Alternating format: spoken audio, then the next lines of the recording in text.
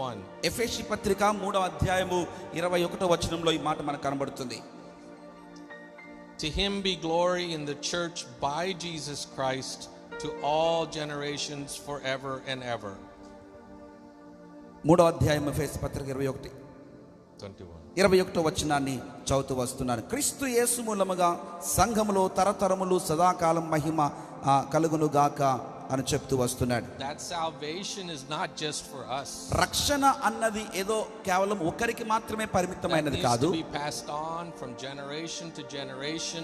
That's only when the blessing grows. That's only when the blessing is alive, and that's the purpose of God. తరతరముల వరకు ఆశీర్వాదం అన్నది అది కొనసాగుతూ వచ్చేది. అదేనండి యేసుక్రీస్తు ప్రభువారు మన ఎడల కలిగినటువంటి గొప్ప ఉద్దేశమై ఉంది. Praise the Lord. దేవునికి స్తోత్రం కలుగును గాక. Again, I thank God for this time, even it's a short sharing, but I pray that we take that to heart, that